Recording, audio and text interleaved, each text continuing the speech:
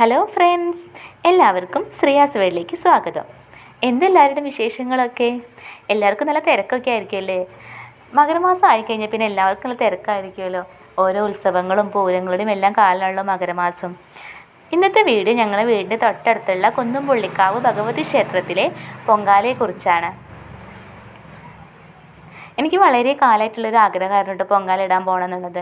അത് ദൂരത്തുള്ള അമ്പലങ്ങളിലൊക്കെയാണ് പൊങ്കാല ഇടുമ്പോൾ നമുക്കൊന്നും പോകാനൊന്നും എനിക്ക് പറ്റിയിരുന്നില്ല. അപ്പോൾ പോകണമെന്ന് ഭയങ്കര വലിയൊരു ആഗ്രഹമായിരുന്നു പൊങ്കാല ഇടാൻ പോകണം എന്നുള്ളത്.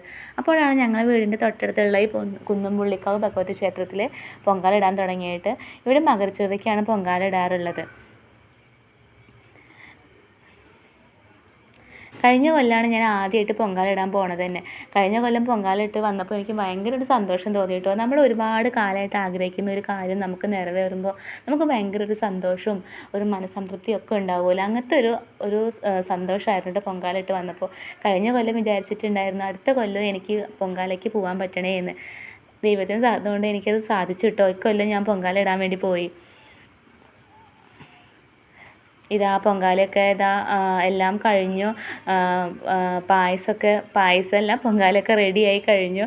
അതിന് നമ്മൾ ഇലയൊക്കെ വെച്ച് മൂടി വെക്കും. പിന്നീട് അമ്പലത്തിൽ തിരുമേനി വന്നിട്ട് അത് പൂജിച്ചിട്ട് നമുക്ക് തരും. എന്നിട്ട് നമുക്കത് വീട്ടിലേക്ക് കൊണ്ടുപോകാം.